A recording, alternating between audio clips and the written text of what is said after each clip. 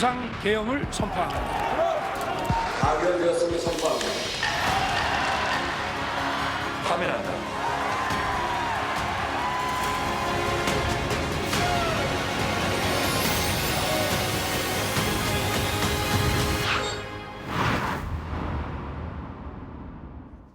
여러분 안녕하십니까? 오늘부터 제21대 대통령 선거 공식 선거운동이 시작됐습니다. 더불어민주당 이재명 후보는 빛의 혁명을 상징하는 광화문 광장에서 출정식을 열고 국민을 이기는 권력은 없다.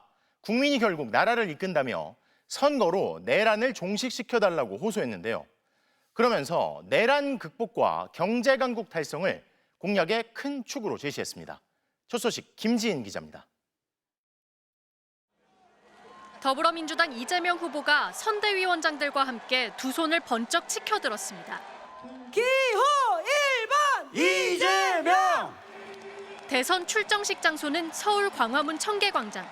12.3 내란을 끝낸 빛의 혁명의 무대를 선택했습니다. 세상을 밝게 비추는 문, 광화문이란 이름 그대로 우리는 이곳에서 칠흑 같은 내란의 어둠을 물리쳤습니다. 양복을 벗고 테러 위협에 대비한 방탄복 위로 파란색 선거운동복을 입은 이 후보는 구두 대신 파란색에 상대당 색인 빨간색까지 섞인 운동화도 신었습니다. 진보, 보수 구별 없이 국민의 후보로 뛰겠다는 뜻을 운동화에 담은 겁니다. 이 나라를 책임지고 이끌어갈 사람은 이재명도 김문수도 아니고 바로 국민 여러분입니다. 이번 대선을 국민 대 기득권 내란 세력의 일전으로 규정했고 조국 혁신당, 진보당, 기본소득당, 사회민주당도 손을 맞잡았습니다. 광화문에서 첫 공식 일정을 마친 이재명 후보는 이후 판교와 동탄, 대전을 잇따라 찾아 성장과 혁신을 강조했습니다. 군, 사법부, 검찰개혁 등 내란 극복, AI 집중 육성을 통한 경제 강국 두 가지를 10대 공약의 양축으로 제시했는데 첫날 일정에 이걸 모두 담은 겁니다. 스타트업에 대한 대규모 지원을 약속했고 거리에선 반도체 웨이퍼를 들어보이며 경제와 과학기술 유세를 이어갔습니다. 가진 것도 없고 조직도 그리고 혈연도 지연도 없는 저 이재명을 이렇게 키워준 것도 경기도이니 이번에는 대통령실로 보내주시기 바랍니다. 이재명 캠프는 국민을 주인공으로 내세우고 정작 이 후보 분량을 줄인 영상 광고도 공개하며 거듭 국민과 경제, 양축의 무게를 실었습니다. 이 후보는 공식 선거운동 초반 곧바로 보수의 심장으로 불리는 대구 경북을 찾아 지지를 호소할 계획입니다. MBC 뉴스 김지인입니다. 후보 교체 파동을 통과한 국민의힘 김문수 후보는 공식 선거운동 첫날 새벽부터 시장을 찾았습니다. 민생과 경제를 외치는 한편 북한 동포들을 구원해야겠죠라며 자유통일을 강조한 김 후보는 대구 서문시장을 찾은 자리에선 큰절을 하기도 했는데요. 김민영 기자의 보도입니다. 새벽 5시 국민의힘 김문수 후보가 첫 일정으로 서울 가락시장을 찾았습니다. 화이팅! 좀 살려주세요. 아이고 정말 제가 열심히 하겠습니다. 김 후보는 시장을 돌며 민생 대통령, 시장 대통령, 경제 대통령이 되겠다고 외쳤습니다. 이어진 당 선거대책위원회 출범식에선 돌연 탈북민 출신 박충권 의원을 연단으로 불러냈습니다. 북한 장마당과 꽃제비를 언급하며 시장 경제와 자유통일을 강조했습니다. 우리 동포들 우리가 구원해야 되겠죠. 북한을 자유통일, 풍요로운 북한으로 만들 수 있는 정당은 국민의힘입니다. 그러면서 풍요롭게 하는 것이 진보지 가난하게 하는 것이 진보냐며 상대 진영을 향한 거친 발언도 쏟아냈습니다. 저는 가짜 진보. 우리가 이 가짜 진보를 확 찢어버리고 싶습니다. 김 후보는 곧장 대전 국립현충원을 찾아가 연평도 포격, 천안함 침몰 전사자들의 묘역을 참배했습니다. 훌륭하신 헌신의 정신을 기리고 이어받고 이게 국가의 기본 아니겠습니까? 10대 공약으로 기업하기 좋은 나라, AI와 과학기술 강국, 튼튼한 안보와 북핵 억제 등을 제시하며 역시 시장 경제와 안보를 양대 축으로 삼았습니다. 김 후보는 곧바로 대구 서문시장으로 이동해 시민들을 향해 큰절을 했습니다. 단일화를 두고 거칠게 충돌했던 권성동 원내대표가 유세에 동행하면서 후보 교체 파동에 실망했을 보수 지지층들에게 다시 결집을 호소했습니다. 여러분, 경제를 살리려면 바로 박정희 대통령의 정신 필요하죠? 하면 된다! 김문수 후보는 보수의 심장인 대구에 이어 영남권 일정을 이어가며 보수 지지층 결집에 나설 전망입니다. MBC 뉴스 김민영입니다. 개혁신당 이준석 후보와 민주노동당 권영국 후보도 첫날 현장에서 포부를 밝혔는데요. 두 후보 모두 이재명 후보를 겨냥한 메시지를 강조하는 모습이었습니다. 신수아 기자입니다. 공식 선거운동 개시날 새벽 0시, 개혁신당 이준석 후보는 전남 여수의 국가산업단지에서 대선에 출정했습니다. 밤낮을 가리지 않고 24시간 내내 대한민국의 발전을 그리고 대한민국의 재도약을 걱정하는 그런 대통령이 되겠습니다. 대한민국 수출을 이끌던 2차 산업단지가 중국과의 경쟁 등으로 쇠락했다며 글로벌 통상과 과학기술 패권 경쟁을 승리로 이끌겠다고 공약했습니다. 법률가 출신들의 생산성 없는 정치를 끝내겠다며 이공계 유학파 출신 이력에 방점을 찍은 겁니다. 이 후보는 이번 선거는 이재명 대 이준석의 싸움이 될 것이라며 국민의힘과 단일화 가능성을 일축했습니다. 대국민 사기극으로 귀결될 단일화 쇼가 아니라 정면 돌파의 승부수를 던지기 위해 이 자리에 섰습니다. 대통령 힘 빼고 일 잘하는 정부와 함께 쇠락한 공업지대 부활, 청년층 금융 지원을 10대 공약으로 제시한 이 후보는 서울 연세대학교를 찾아 학생들과 식사하며 공업단지에 이어 청년 표심을 겨냥했습니다. 정의당에서 옛 당명을 다시 쓰기로 한 민주노동당 권영국 후보는 자정부터 서울 세종호텔 앞, 또 한화 본사 앞 고공농성장 노동자들을 만나는 것으로 대선 행보를 시작했습니다.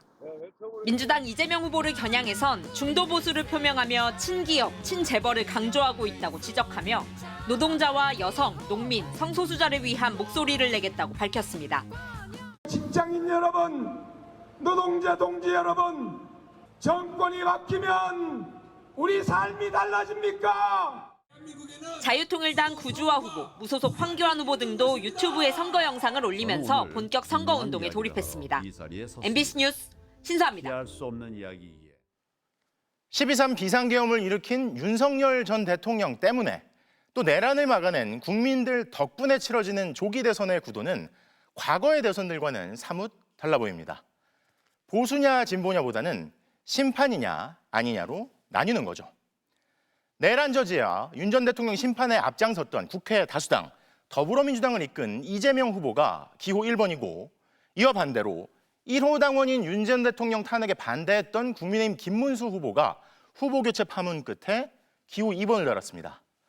원내 제3당인 조국혁신당이 후보를 내지 않으면서 기호 3번은 빈자리가 됐고 김영삼, 김대중, 노무현 전 대통령의 과거 사례를 들며 젊음을 강조한 개혁신당 이준석 후보가 4번인데요.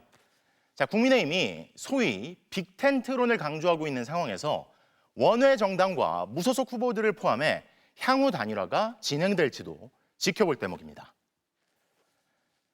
자, 이런 가운데 국민의힘은 후보 교체 파문 이후 공석이 된 비대위원장 자리에 35살의 당내 최연소 초선 김용태 의원을 내정했습니다. 김 의원은 놀랄 만큼 빠르게 변화하는 모습을 보이겠다며 비상계엄에 대해서도 사과했는데요. 하지만 정작 김문수 대선 후보가 대선 캠프를 친윤석열계 일색으로 채우면서 과연 쇄신이 가능하겠냐는 의구심이 당 안팎에서 나옵니다. 고재민 기자의 보도입니다. 90년생 국민의힘 최연소인 초선 김용태 의원은 비상대책위원장에 내정되자마자 김문수 후보 선거 지원에 나섰습니다.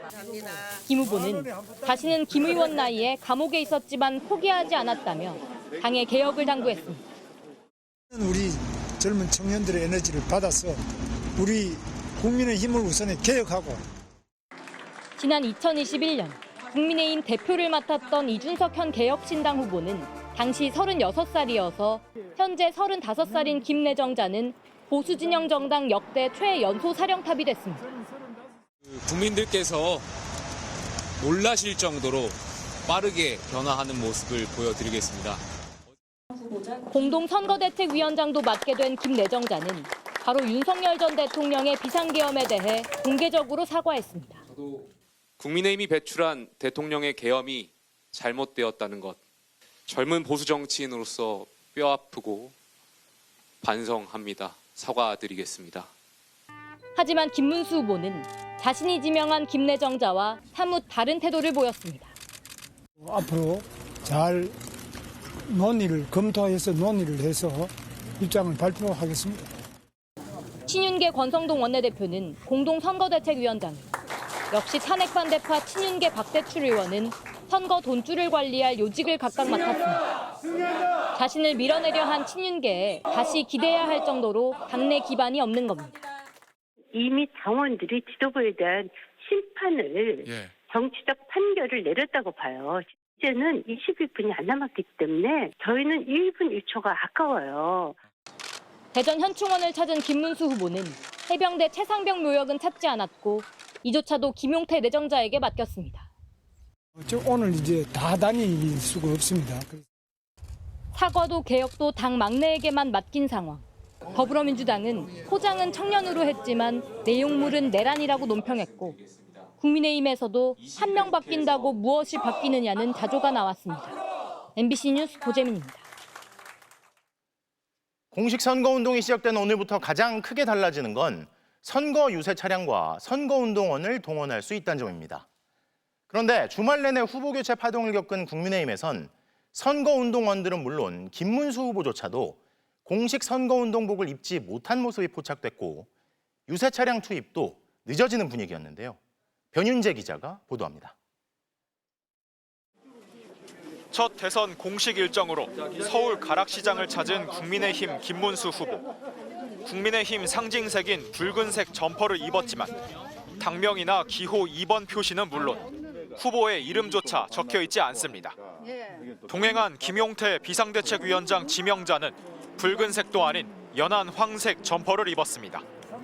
5시간 뒤 당사에 도착한 김 후보는 그제야 국민의힘 당명과 기호 2번 표시, 자기 이름이 들어간 선거 운동복을 입었습니다. 이런 모습은 유세 현장 곳곳에서 포착됐습니다. 아무 표시가 없는 붉은 점퍼 차림이거나 선거 운동원 등에 숫자 2만 적혀 있고 후보 이름이 없는 경우도 많았습니다. 서울 광화문에 대형 무대를 설치한 더불어민주당의 대선 출정식과 달리 국민의힘은 당사 사무실에서 상대적으로 조촐하게 선대위 출범식을 열었습니다. 김문수! 부랴부랴 공동 선대위원장 7명을 임명했지만 김 후보는 일정이 급해 선대위원장 인사말조차 다 듣지 못했습니다. 공동 선거대책위원장님들께서 아직 말씀 다 못하셨지만 그러면 이것으로 저희 오늘 일정을 마치도록 하겠습니다. 주말까지도 당 후보 교체를 시도하며 후보를 확정하지 못하다 보니 전국의 차량 광고업체 곳곳에선 이재명 후보로 광고 포장, 이른바 래핑을 마친 민주당 차량과 달리 국민의힘 측 차량들은 선거운동 직전까지도 아직 래핑을 못한 모습이었습니다. 부족해서 최대한 빨리 준비를 하도록 하겠습니다. 그러나 저희는 단일화 과정에서 관심을 많이 받았잖아요. 당이 선출한 대선 후보를 스스로 교체하려다 실패한 파문의 후유증이 공식 선거운동 첫날부터 곳곳에서 드러난 셈입니다.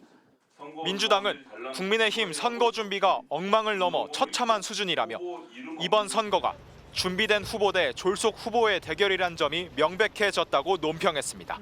MBC 뉴스 변윤재입니다. 대통령 윤석열을 파면한다.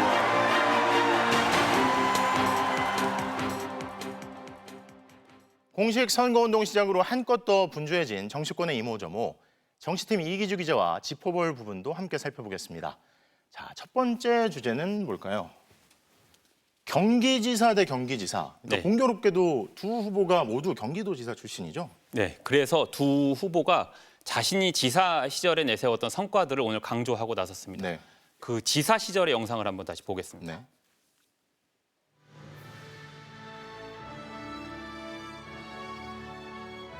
규제를 완화해서 일자리를 많이 만들고 또 GTX를 통해서 교통을 획기적으로 개선하고자 합니다.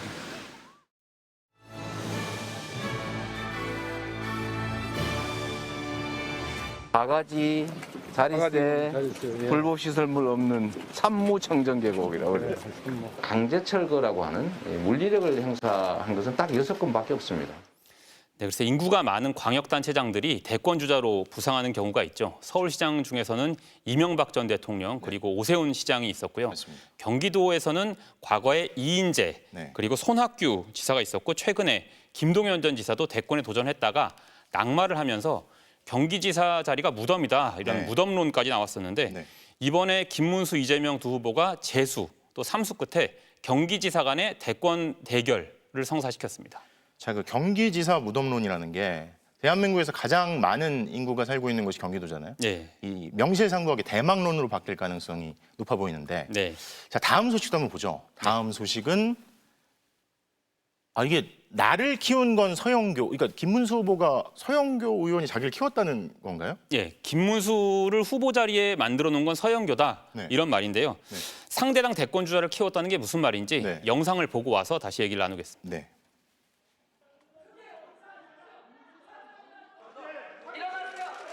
일어나십시오. 제가 대신 한번 다 일어나고 있습니다. 자, 다 같이 일어나세요.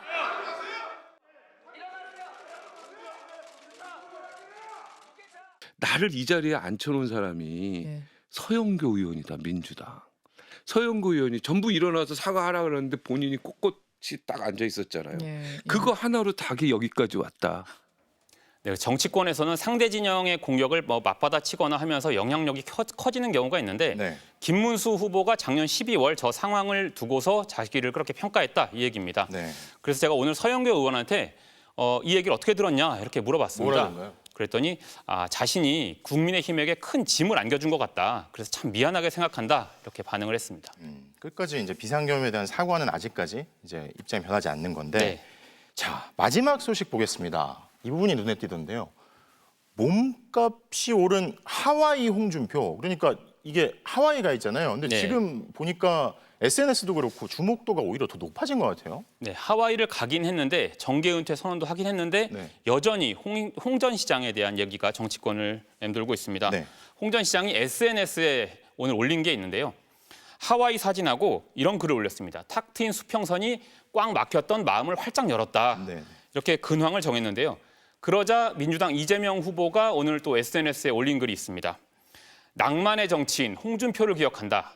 돌아오시면 막걸리 한잔하자 이렇게 반응을 보였습니다. 개혁신당의 이준석 후보는 지난 10일 인천공항까지 배웅을 가서 보수 진영의 대안으로 자신이 눈도장을 찍으려고 하는 모습을 보였고요. 국민의힘 김문수 후보도 선대위원장직을 제안을 했죠. 결국 거절당하긴 했지만 그런 러브콜을 보내긴 했습니다. 그러니까 홍 전 시장이 정계 은퇴를 선언하긴 했지만 여전히 존재감이 큰 상황이고요. 과거에 홍 전 시장이 정계 은퇴를 선언했다가 번복한 적이 있어요. 그렇군요. 그래서 향후 홍 전 시장의 행보에도 관심이 쏠리고 있습니다. 네, 정치팀 이기주 기자 잘 들었습니다.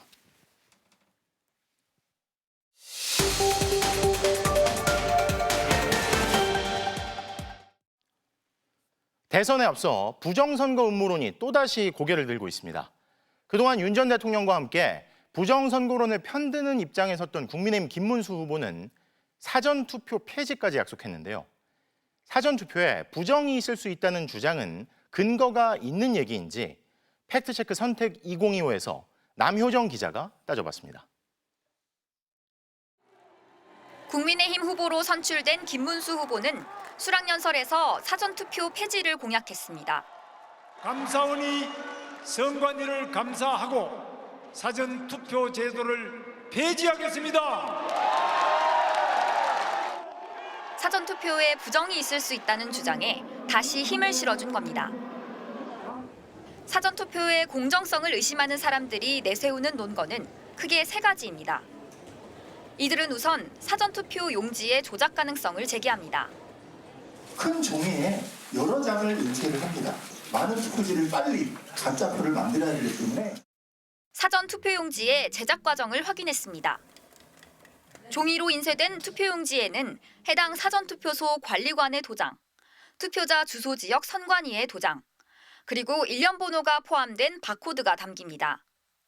투표소별로 관리관 도장은 3,568가지, 선관위 도장은 253가지로 지역마다 다르고 바코드는 31자리에 달합니다. 여기서 각 투표지마다 맞는 걸 찾아 위조하는 건 논리적으로 불가능합니다. 등록된 투표 용지와 조금이라도 상이하다고 하면 다른 이미지가 들어갔다고 판단해서 다 재확인 대상으로 분류가 되도록 되어 있습니다. 부정선거론자들은 사전투표 종료 후 가짜 투표지가 투표함에 담길 수 있다고도 주장합니다. 사전투표함의 봉인 절차를 확인했습니다.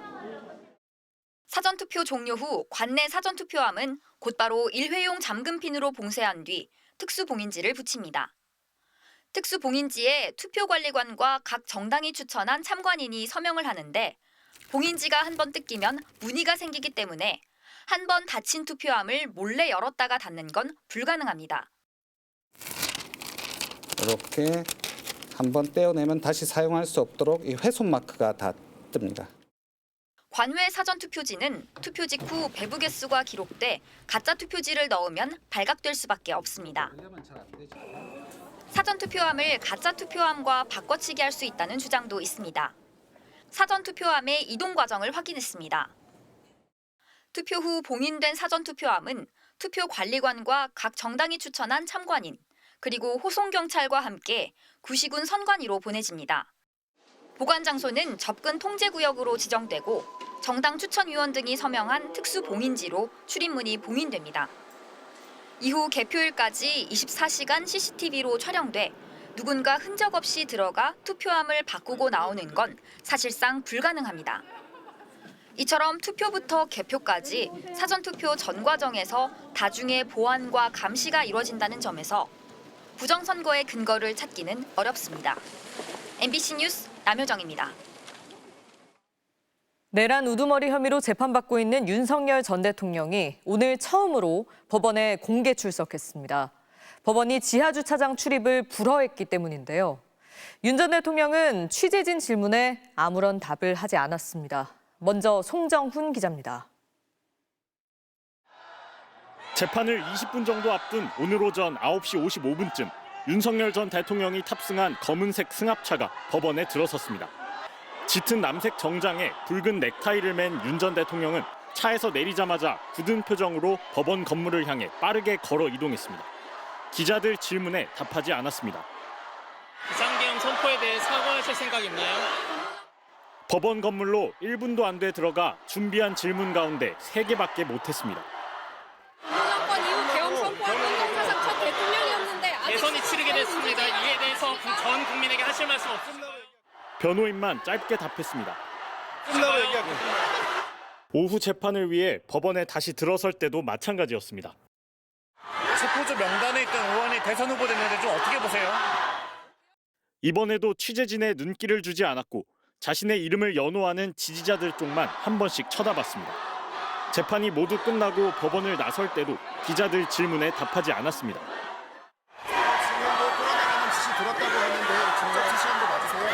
김건희 여사 공천 개입 의혹 관련 검찰 소환 조사 임박했다고 알려졌는데 아직도 정치 공세라고 보세요?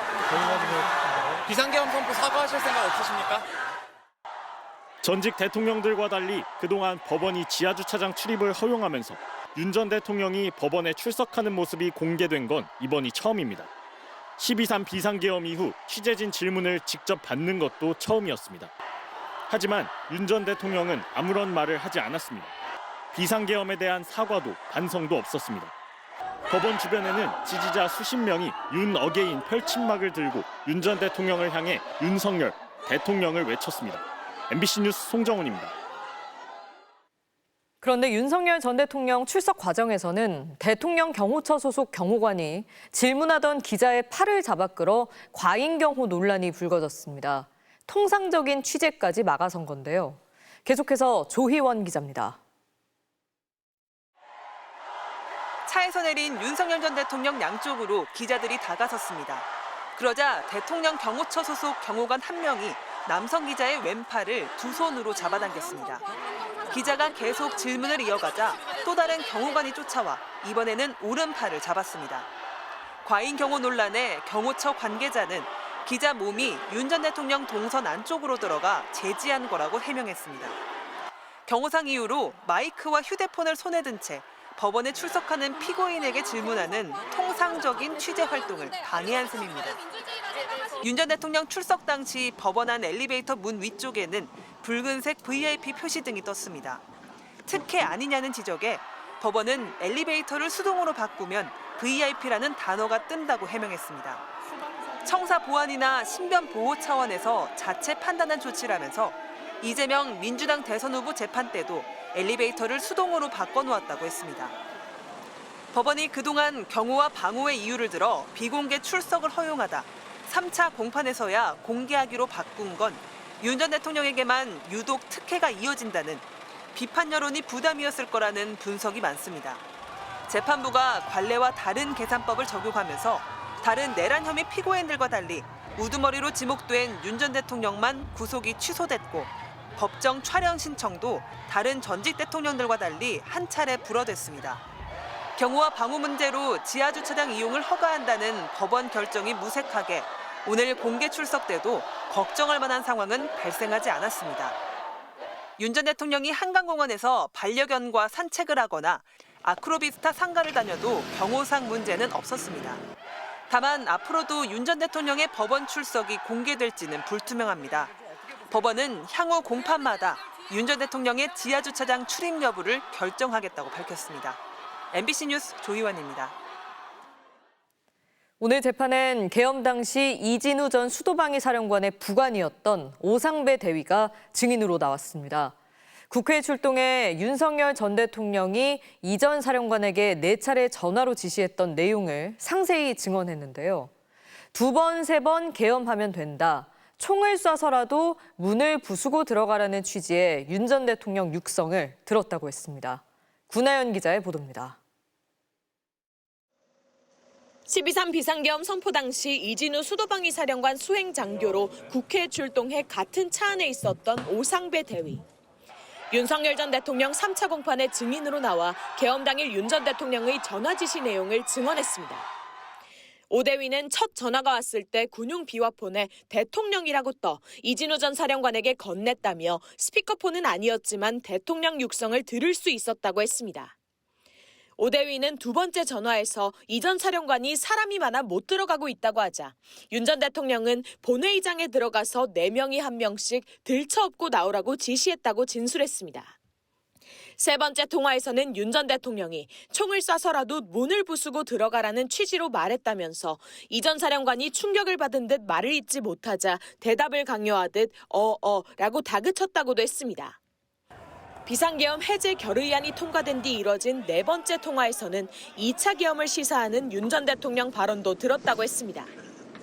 윤 전 대통령이 의결했다고 하는데 190명이 나왔는지 확인이 안 되니 계속하라고 말한 뒤 결의안이 통과됐다고 해도 2번, 3번 계엄하면 되니까 라고 했다는 겁니다. 오 대위는 진실을 밝히기로 결심한 결정적 계기는 석동현 변호사의 이 말을 듣고 배신감을 느껴서라고 했습니다. 대통령이 체포 채자도 얘기한 적도 없을 뿐만 아니라 체포하면 도대체 어디다가 데려놓겠다는 것입니까? 윤 전 대통령 측은 청력이 남들보다 뛰어나냐, 수시로 전화가 오는 상황에서 어떻게 자세하게 기억하냐고 물으며 증언 내용의 신빙성에 의문을 제기했지만 오 대위는 가능하기 때문에 진술했다고 답했습니다. 오 대위는 지난해 12월 검찰 조사 당시와 일관된 증언을 오늘도 이어갔고 재판부는 오 대위의 검찰 조서를 증거로 채택했습니다. MBC 뉴스 구나연입니다. 계엄 당시 곽종근 특전사령관 옆에서 사령관의 일거수일투족을 지켜봤던 참모장도 공판에 증인으로 출석했는데요. 박정환 참모장은 곽 전 사령관이 헬기 투입을 재촉했다며 압박을 받고 있는 것 같았다고 했습니다. 구민지 기자입니다. 오늘 오후 공판에는 박정환 특전사 참모장이 증인으로 나왔습니다. 검찰 측은 12.3 비상계엄 당일 국회에 헬기를 투입하게 된 과정에 대해 캐물었습니다. 당시 국회로 투입된 특전사 707 특수임무단 헬기 이동 현황을 확인했던 박 참모장은 곽종근 당시 특전사령관이 급해 보였다고 했습니다. 계엄 전 곽 전 사령관이 빨리 헬기가 사령부 영내에 올 수 있도록 하라고 지시한 뒤 헬기 12대를 영내에 대기시킬 걸 그랬다고 혼잣말한 걸로 비추어 압박을 받고 있다고 느꼈다는 겁니다. 박 전 사령관이 전화로 압박받는 모습을 봤다고도 했습니다. 헬기 투입 주체에 대해 박 참모장은 사령관이 독자적으로 헬기를 출동시키는 건 불가능하다고 했습니다. 훈련이 아닌 작전 목적의 출동은 상부 지시가 아니고서는 사령관이 별도로 결정할 수 없다는 겁니다. 앞서 김용현 전 국방장관을 헬기 출동 지시의 주체로 지목한 곽 전 사령관 발언과 맥이 닿아 있습니다. 헬기로 국회로 보내라 이런 지시를 받은 게 맞나요? 예, 김용현 전 장관한테 실제 규모로 딱 찍어서 들은 게 처음에 707그 2개 지역 다 헬기를 이동하라 이렇게 말한 걸 들었습니다. 오늘 재판에서는 계엄 당일 박 참모장이 작성했던 휴대폰 메모도 공개됐습니다. 박 참모장은 문을 부수고라도 들어가라, 유리창이라도 깨고 들어가라, 본회의장에서 표결을 못하도록 의원들을 빨리 끌어내라고 휴대폰에 적었습니다. 앞선 검찰 조사에서는 박 전 사령관이 현장 지휘관에게 전화로 지시하면서 한 말을 적어둔 거라고 진술한 바 있습니다. 상부의 지시를 받은 곽 전 사령관이 그대로 하달하는 내용을 메모했다는 겁니다. 재판부는 오는 19일 4차 공판에서 박 참모장에 대한 증인 신문을 이어가기로 했습니다. MBC 뉴스 구민지입니다. 윤석열 전 대통령이 국민의힘 김문수 후보에 대한 지지를 표명하며 사실상 정치적인 움직임을 재개하자 국민의힘 내부에서조차 제발 얼씬거리지 말라는 강한 반발이 터져나왔습니다. 출당, 제명해야 한다는 요구도 나왔는데 정작 선거의 얼굴인 김문수 후보 측은 이제 와서 무슨 의미가 있냐며 모호한 태도로 일관하고 있습니다. 이대로 윤 전 대통령과 명확한 거리두기 없이 선거를 치르게 될까요? 이문현 기자가 보도합니다. 자유민주주의 국가 번영을 위한 사명을 김문수 후보가 이어가야 한다며 보수 진영 단결을 호소한 윤석열 전 대통령. 재판에 처음으로 공개 출석하며 취재진 앞에 섰지만 추가 입장을 내놓지는 않았습니다. 윤 전 대통령이 파면 38일 만에 침묵을 깨고 첫 정치적 메시지를 내놓자마자 공교롭게도 공식 선거운동이 시작됐습니다. 곧바로 중도층 표심에 영향을 줄 수 있다 보니 국민의힘에선 공개 반발이 터져나왔습니다. 국민의힘 앞에 얼씬거리지 말아주셨으면 좋겠다. 예, 왜? 우리 당은 또 윤석열 전 대통령에서 한 번 더 망할 수 있습니다. 지역 선대위 출정식에서 전직 대통령은 현실 정치에 거리를 두는 게 좋지 않겠다는 발언이 나왔고 새 사령탑 김용태 비대위원장 지명자에게 국민으로부터 파면된 윤석열을 출당 제명해야 한다는 요구도 나왔습니다. 윤석열 대통령의 이 계엄과 탄핵 때문에 이 지금 대선이 이루어졌잖아요. 메시지를 내는 게 저는 적절치 않다고 봅니다. 정작 선거를 칠 대표 선수인 김문수 후보는 윤 전 대통령 메시지를 읽어보지 않았다고 주장했습니다. 그러면서 윤 전 대통령과 거리를 둘지에 대한 질문에는 공개적으로 답하지 않았습니다. 윤석열 전 대통령 탈퇴 문제도 좀 죄송합니다. 왜냐하면 이게 서문시장에서 한 번만 더 하겠습니다. 그거는 이제 조금 예. 차츰 오늘 여기서 다 그냥 해버리는. 대신 김 후보 캠프에선 지금 출당하는 게 무슨 의미가 있느냐. 윤석열 전 대통령 본인이 현명하게 판단할 일이라는 반응을 보였습니다. 더불어민주당은 윤 전 대통령이 빨리 숟가락을 얹고 대선의 영향력을 행사하겠다는 명확한 의지를 표명한 거라며 재판에 영향을 미치고 또 사면을 받아내겠다는 의도라고 의심했습니다. MBC 뉴스 이문현입니다. 김건희 여사에게 검찰이 검찰청사로 출석해 조사를 받으라고 통보한 날이 이번 주 수요일로 확인됐습니다. 명태균 씨가 연루된 공천 개입 의혹 관련 피의자 신분 조사인데요. 김 여사 측은 건강 등의 이유를 들어 불출석하겠다는 걸로 전해지는데 검찰은 출석하지 않으면 2차 요구서를 보내겠다는 입장입니다. 박솔립 기자가 보도합니다.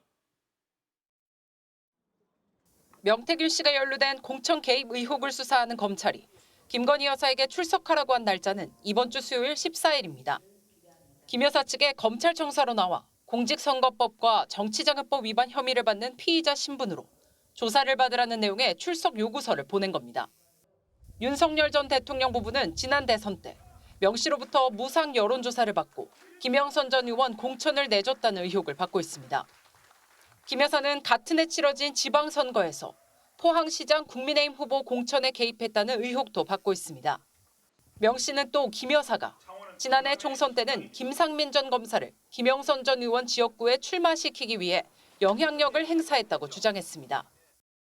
여사가 조국 수사 때 김상민 검사가 고생을 많이 했다. 그 사람 좀 챙겨주라. 김 여사 측은 검찰 출석 요구에 응할지 말지 명확한 입장을 밝히지 않고 있습니다.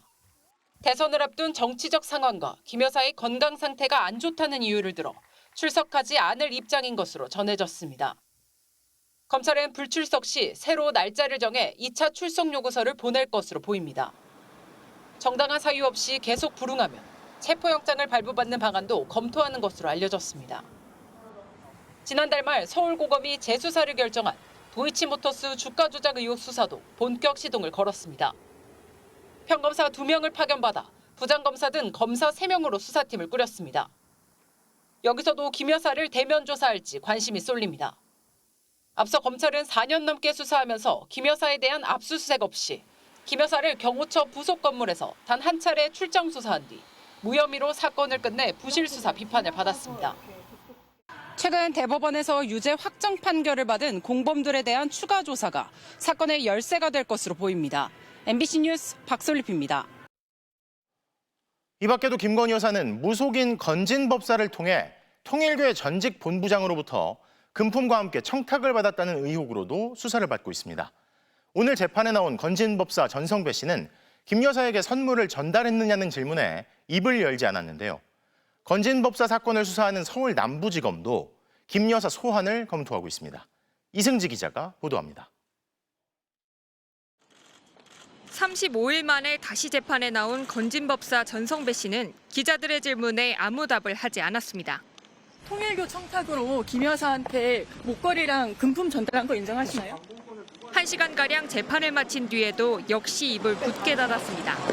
건봉권 누구한테 받으신 거죠? 윤 전 대통령 부부랑은 어떤 사이인가요? 전 씨는 2018년 지방선거를 앞두고 국민의힘 전신인 자유한국당 예비후보자에게 1억여 원의 불법 정치자금을 받은 혐의로 재판에 넘겨졌습니다. 하지만 전 씨는 정치인이 아닌 만큼 정치자금도 아니라며 부인하고 있고 검찰도 전 씨가 윤한홍 당시 자유한국당 의원에게 공천을 부탁했다면서도 돈이 실제로 전달됐는지는 밝히지 못했습니다. 윤 의원도 재판에 넘기지 않았습니다.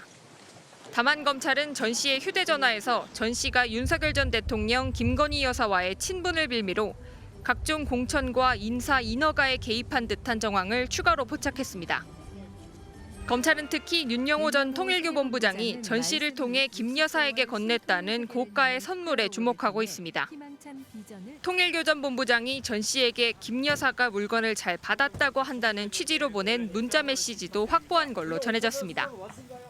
전 씨와 통일교 전 본부장을 청탁금지법 위반 혐의 피의자로 입건한 만큼 청탁과 금품의 최종 목적지로 지목된 김 여사에 대한 직접 조사가 불가피하다는 게 검찰의 판단입니다. 김 여사 측은 선물도 청탁도 받지 않았다고 주장하고 있는데 검찰은 일단 김 여사 수행비서 2명의 휴대전화를 분석하며 그라프 목걸이와 샤넬백을 찾는 데 주력하고 있습니다. 경찰은 이와 별개로 건진법사 전 씨가 지난 대선에서 윤석열 후보의 비밀 캠프를 운영했다는 의혹과 관련해 단서나 제보가 들어오면 확인할 예정이라고 밝혔습니다. MBC 뉴스 이승지입니다. 미국과 중국이 무역 협상 합의에 성공했습니다. 보복 관세를 서로 115%포인트씩 확 낮추면서 일단 대화 국면에 들어갔는데요. 워싱턴 김재용 특파원 연결합니다. 자, 김 특파원. 그동안 서로 으르렁거린 걸 감안하면 예상보다 큰 폭의 합의 아닌가 싶은데 발표 내용부터 정리해 주시죠. 네, 말씀대로 미국은 145에서 30%로 중국은 125에서 10%로 낮췄습니다. 트럼프 2기 출범 전에 평균 25%였으니까 거의 출범 전으로 돌아간 겁니다. 또 세부적으로는 펜타닐 관련 관세만 20%라 이걸 제외하면 서로 각각 10%씩의 상호 관세를 남긴 셈이라고 볼 수도 있습니다.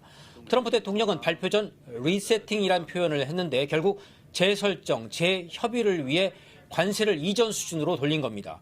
미국 재무장관 발언 짧게 들어보겠습니다. We do want trade. We want more balanced trade, and I think that both sides are committed to achieving that. 자, 시장에서는 안도하는 목소리가 많이 나오는데 서로 양보한 이유가 뭐라고 봐야 할까요? 서로 피해는 상대가 더 받는다고 큰 소리 쳤지만 더 이상 호기 부릴 때가 아니라고 판단했을 겁니다. 미국은 어제 어머니 날이었는데 관세 불똥으로 꽃값이 급등했고 LA항의 중국 컨테이너도 작년에 3분의 2로 줄었다는 소식도 나왔습니다. 미국은 물가 불안을, 중국은 생산기지 붕괴를 더 방치할 수 없다고 본 겁니다. 관세 전쟁의 휴전 기간이 90일, 즉 8월 중순까지니까 이때까지 얼마나 실효적 협상을 하느냐가 관건입니다. 미국은 무역 적자 해소가 최우선 목표라 더 큰 시장 개방을 요구할 텐데 홍보에 유리한 농산물과 차량 시장을 내세울 가능성이 높고 히토류 제한과 펜타닐 통제도 압박할 것으로 보입니다. 반대로 중국은 제조업 타격을 최소화하는 수준에서 타협점을 모색할 가능성이 높습니다. 자, 어머니를 앞두고 꽃값도 급등했었군요. 중요한 건 그런데 한국에 미칠 영향일 텐데 오늘 합의의 영향을 어떻게 볼 수 있겠습니까? 일단 전열을 정비할 시간은 벌었습니다.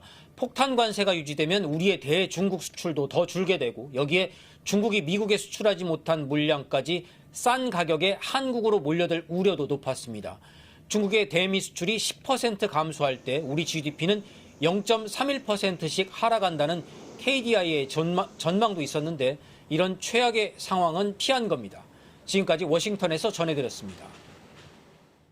미국과 중국의 합의 이후 우리 업계와 금융시장은 일단 안도하는 모습입니다.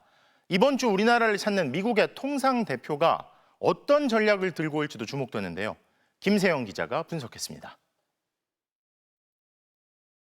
연휴가 길었던 이달 첫 열흘 동안 우리 수출액은 128억 달러가 줄었습니다. 조업일 수가 짧긴 했지만 하루 평균 수출액이 1% 감소했고 특히 대미 수출이 30% 넘게 급감했습니다. 자동차 수출액도 23% 넘게 빠졌습니다. 자동차 수출에서 미국이 차지하는 비중이 굉장히 높은 그런 상황이라서 관세가 지금 25% 부과가 되고 있는 그 효과가 일정 정도는 영향을 미치고 있다. 관세 여파가 밀려드는 지금 미중의 관세 휴전은 일단 긍정적입니다. 미중 교역이 정상을 되찾아야 중국에 중간재를 수출하는 우리의 무역 구조가 제대로 가동되기 때문입니다. 코스피는 수출 기업 주가가 강세를 띠면서 한 달 반 만에 2,600대로 올라섰습니다. 중국 입장에서는 대미 수출을 이전보다는 좀 상대적으로 많이 할 수 있게 되잖아요. 그러면서 이제 우리나라가 아무래도 중간재의 많은 비중을 중국에 수출하고 있는 상황이기 때문에 그런 한국의 대충 중간재 수출이 늘어나게 되는. 트럼프 대통령이 으름장을 놨던 관세율에서 크게 후퇴했다는 점에서 우리 협상 조건도 크게 불리하진 않을 것이란 기대감도 나오고 있습니다. 다만 한국과 일본은 대미 자동차 수출 규모가 워낙 커서 결과를 예단할 순 없습니다. 또 미국이 관세율뿐 아니라 비관세 장벽을 집요하게 문제 삼을 수도 있습니다. 미국은 이제 10%를 그게 이제 협상의 가장 어떻게 보면 최종점이라고 생각을 할 텐데 우리는 한미 FTA가 0%가 최종점이 돼야 돼요. 오는 15일 제주에서 열리는 한미 통상장관 회의에서 양측이 협상의 실마리를 찾을지 주목됩니다. MBC 뉴스 김세영입니다. 경기도 화성 동탄 신도시에서 사실혼 관계에 있던 여성을 살해한 남성이 숨진 채 발견됐습니다. 2차례나 가정폭력이 접수됐고 지난 3월엔 분리 조치에 피해 여성에게 스마트워치까지 지급됐지만 범행을 막지 못했습니다. 도윤선 기자가 취재했습니다. 아파트 입구로 경찰차가 연이어 들어갑니다. 오늘 오전 10시 42분 경기도 화성 동탄 신도시의 한 아파트에서 여성이 흉기에 찔려 쓰러졌다는 신고가 접수됐습니다. 피가 흘려져 있었고 그 옆에는 소지품 같은 가방이랑 옷까지가 있었어요. 심정지 상태로 발견된 여성은 병원에 옮겨졌지만 숨졌고 경찰은 CCTV 영상을 분석해 여성과 함께 살던 30대 남성을 용의자로 특정했습니다. 50분쯤 지난 11시 35분 경찰은 이 아파트 8층에 살던 남성의 집에서 숨져 있는 남성을 발견했습니다. 현장에선 유서도 발견됐습니다. 경찰 조사 결과 이들 2명은 사실혼 관계로 이 아파트에서 여러 해 함께 거주해 왔는데 그간 2차례 가정폭력 신고가 경찰에 접수된 것으로 드러났습니다. 지난해 9월 첫 번째 신고 당시엔 여성이 처벌을 원치 않는다는 의사를 밝혀 수사가 진행되지는 않았습니다. 하지만 올해 3월 두 번째 신고 이후 경찰은 가해 남성에게 접근 금지 및 통신 금지 조치를 하고 피해 여성에겐 스마트워치를 지급했습니다. 피해 여성은 이때 남성의 아파트에서 나와 주변으로 거처를 옮겼는데 왜 다시 남성의 아파트를 찾았는지는 확인되지 않았습니다. 버튼을 누르면 현재 위치를 경찰에 알리는 스마트워치도 피해자에게 지급됐지만 누르지 못한 걸로 추정됩니다. 가해자가 접근하면 버튼을 누르지 않아도 자동으로 경찰에 알리는 신형 장비도 보급 중이지만 스토킹 범죄 등에만 지급될 뿐 가정폭력은 아직 지원 대상이 아닙니다.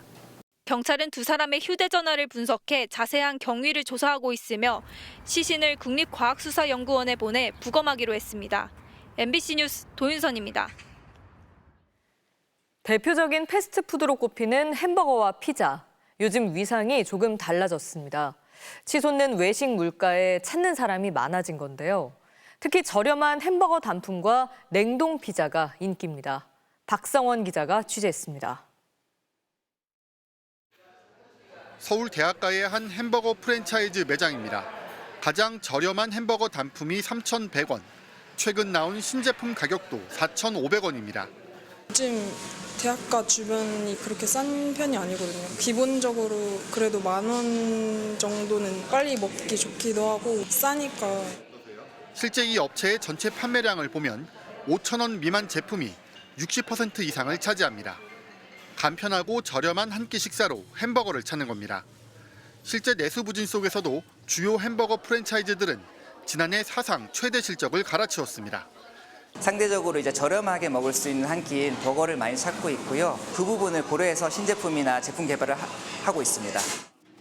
패스트푸드의 양대 산맥으로 꼽히는 피자 업계도 변화를 맞고 있습니다. 대형 프랜차이즈 업체 대부분 영업이익이 꾸준히 하락하는 추세입니다. 각종 토핑과 배달료까지 포함하면 한 판에 3, 4만 원대에 달하는 가격이 부담스럽기 때문입니다. 대신 저렴한 냉동 피자 매출이 급증했습니다. 남기지 않고 간편하게 먹을 수도 있고 맛이 많이 좋아져가지고 브랜드 피자들하고도 손색이 없을 정도로. 한 편의점 체인의 냉동식품 판매 금액 중 냉동 피자의 점유율은 2021년 18%에서 올해 28%로 상승해 1위를 차지했습니다. 최근엔 한 조각에 1,000원대로 가격을 낮춘 조각 피자 전문점이 인기를 끌고 있습니다. 호주머니 사정도 어려우니까 그래서 저희가 저렴한 가격으로 반리 단위로 건강한 먹거리를 찾는 소비 트렌드에 밀려 침체를 거듭했던 패스트푸드가 1인 가구 시대 저렴한 한 끼의 대안으로 다시 뜨고 있습니다. MBC 뉴스 박성원입니다.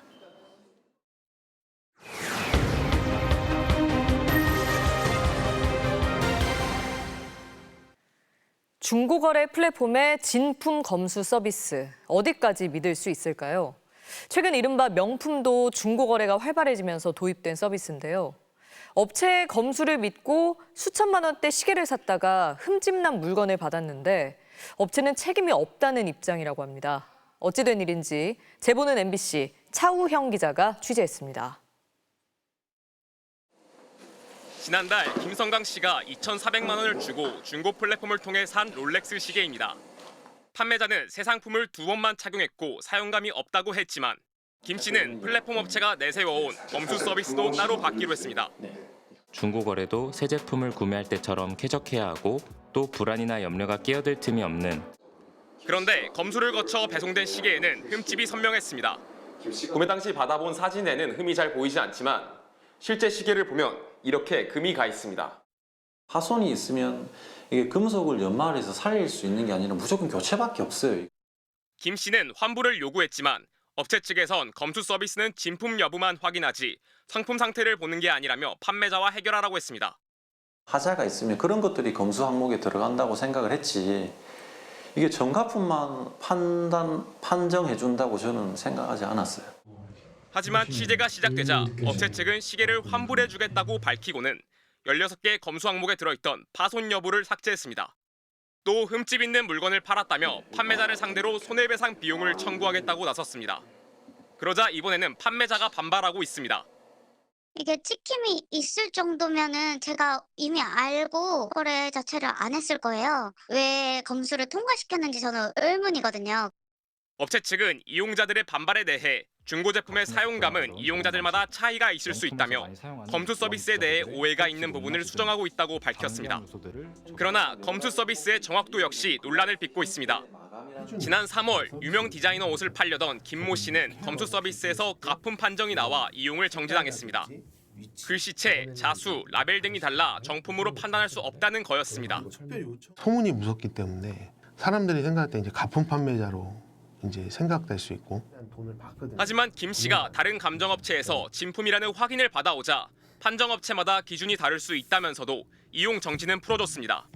전문가들은 중고거래 시장 규모가 24조 원을 넘어설 정도로 급성장한 만큼 플랫폼의 책임도 강화돼야 한다고 지적합니다. MBC 뉴스 차우영입니다. 지난 2021년 경기도 법인카드로 10만 4천 원가량의 식사를 제공했다 공직선거법 위반 혐의로 재판에 넘겨진 이재명 더불어민주당 대선 후보의 부인 김혜경 씨가 항소심에서도 1심과 같은 벌금 150만 원을 선고받았습니다.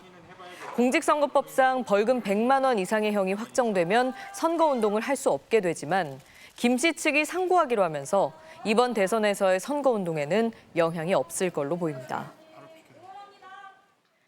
지난 3월 경기장 외벽 구조물이 떨어져 관중이 숨지는 사고가 발생한 경남 창원 NC파크. 창원시는 오는 18일까지 시설물 정비를 마치고 이달 말 재개장을 추진한다고 밝혔는데요. 그런데 MBC 취재 결과 사고 뒤 창원시가 실시한 안전점검 보고서가 부실하게 작성된 사실이 드러났습니다. 핵심적인 결함 발생 원인이 빠졌다는 게 국토부의 지적인데요. 정영민 기자의 단독 보도입니다. 지난 3월 외벽 구조물이 떨어져 관중이 사망한 창원 NC파크. 사고 뒤 창원시설공단은 긴급 안전점검을 실시한 결과 B등급 판정을 받았다고 주장했습니다. 경미한 결함이 있어 일부 보수가 필요하지만 기능 발휘에 지장이 없다는 겁니다. 하지만 국토교통부는 안전점검이 부실했다며 대대적인 보완을 지시한 것으로 확인됐습니다. 국토부는 창원시에 보낸 공문에서 창원시 점검 보고서가 가장 핵심적인 결함 발생 원인을 분석하지 않았다고 지적합니다. 시설물의 균열 위치와 누수 여부 등이 결함표에서 누락됐고 사망 사고의 원인인 덧창에 대한 제거 방법 역시 제시하지 않아 재검토가 필요하다는 겁니다. 물리적이고 기능적인 이런 결함들을 누락이 되었다면은 그 안전 등급의 결과에 대해서는 신뢰성이 떨어질 수 있다. 국토부는 준공 6년 차인 NC파크에 대해 10년 이상 된 건물에 적용하는 정밀 안전 진단을 실시하라고 요청했습니다. 하지만 창원시는 야구장과 철골 주차장에 설치된 300여 개의 덧창만 철거했습니다. 점검 결과 보고서가 나와서 제출을 했는데 그걸 좀 보완을 해달라는 요청이 있어서 저희는 또 업체에서 보완을 했고 그걸 다시 제출을 했는데 그런데 국토부가 지난 2일 창원시의 조치가 제대로 됐는지 확인차 현장을 점검한 결과 추가 결함이 확인됐습니다. NC파크 건물에 붙어있는 다이노스 간판도 관준석 천장의 조명도 결합하는 볼트와 너트가 풀려 있었습니다. 난간도 기울어져 있고 콘크리트에도 균열이 발견되는 등 애초에 야구장이 부실 시공됐을 가능성까지 제기된 겁니다. 시설물 관리 소홀로 인해서 인명하고 시설물 피해가 예고가 돼 있는 거예요. 예상이 되더라고요. 관리가 제대로 안 되고 있구나. 거의 정밀하게 보지 않았더라고요. 면밀하게. 그런데도 창원시는 오는 18일까지 시설물 정비를 마치고 이달 말에 재개장을 추진한다고 밝혔습니다. 하지만 정밀 안전 진단은 정비를 마친 뒤 실시하겠다는 입장이어서 사실상 이달한 재개장은 불투명한 상태입니다. MBC 뉴스 정영민입니다.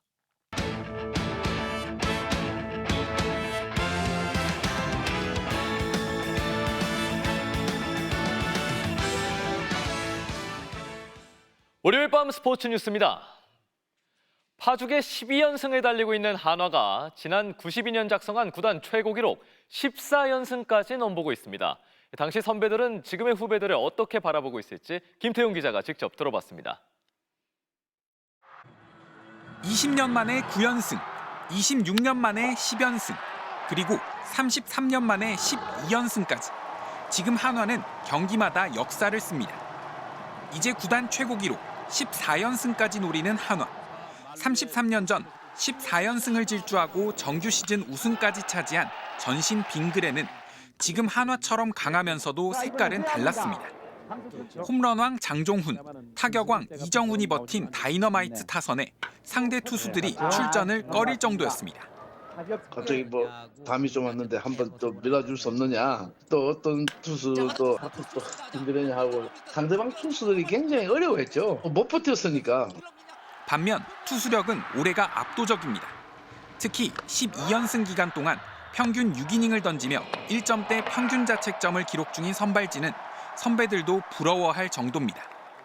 은퇴를 하고 뭐 감독님이 전부 삭발하라고 뭐 그런 적도 있고 나중에 좋은 성적 거뒀는데 아무래도 투수의 힘으로다가 연승을 하고 있다. 끝이 보이지 않던 침체기에 선배들도 함께 고통받았지만 짜증나죠. 어떻게 만드는 이글스인데 진짜 없는 살림에 열심히 한번 해보자 그래갖고 밤낮 없이 돌리고 뛰고 팀을 그 정상권에다 갖다 놨는데 김경문 감독의 리더십과 팬들의 열정 속에 뭘 해도 되는 팀으로 변신하면서 당연히 우승까지 욕심내길 기대하고 있습니다. 부럽죠. 대견하기도 하고 이 분위기 같으면 4강 안에는 충분히 들어갈 수 있다고 봐요. 미안한 그런 마음이 항상 있었는데 하나이글스 팬 여러분들과 함께 좀 큰 기쁨을 좀 줬으면 좋겠어요. MBC 뉴스 김태우. 육상 남자 400m 계주 대표팀이 이틀 연속 한국 신기록을 세웠습니다. 지난달 말 선발돼 나흘간 손발에 맞추고 새 역사를 썼습니다. 송기성 기자입니다. 그제 종전 한국 기록을 11개월 만에 깬 남자 400m 계주 대표팀. 하루 만에 또 한 번 새 역사를 썼습니다. 세계선수권 티켓이 걸린 패자부활전에서 일본 주자 서민준이 가장 빠르게 치고 나왔고 막내 19살 나마디 조일진도 선두 자리를 놓치지 않았습니다. 프랑스와 가나에 밀려 3위를 차지하며 세계선수권에는 나설 수 없게 됐지만 선수들은 서로를 얼싸안았습니다. 38초 51, 전날 기록을 0.05초 앞당기며 이틀 연속 한국 기록을 갈아치웠습니다.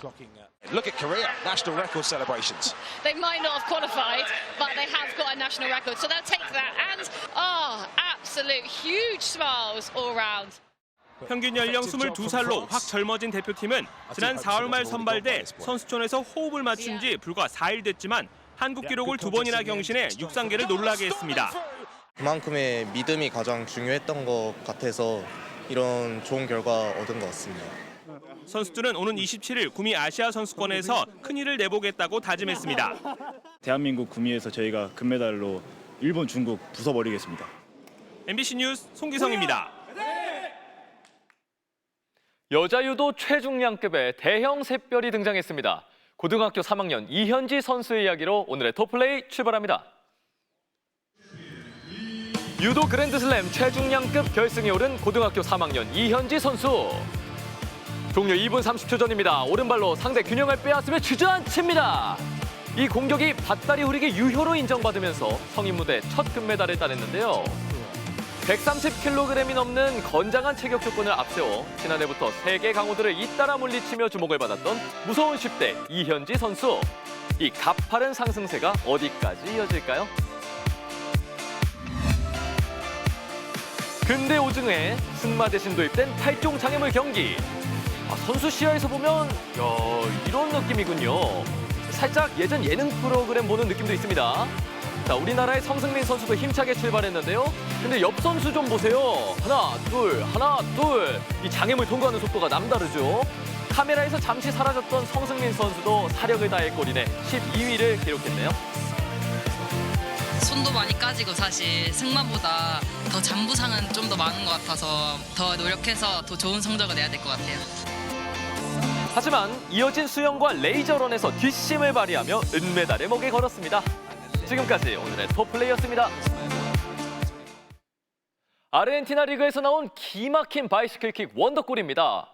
이 정도면 푸스카스상 후보로도 손색 없겠죠? 월요일 밤 스포츠 뉴스였습니다.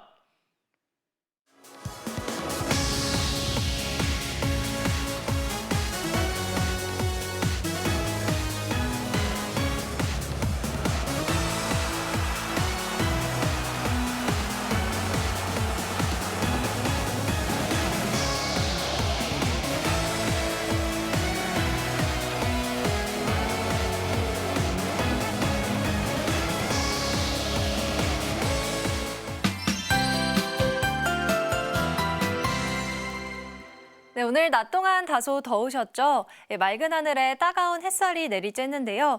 오늘 서울 광화문에선 시민들이 시원한 분수터널을 지나며 더위를 잠시시키기도 했고요.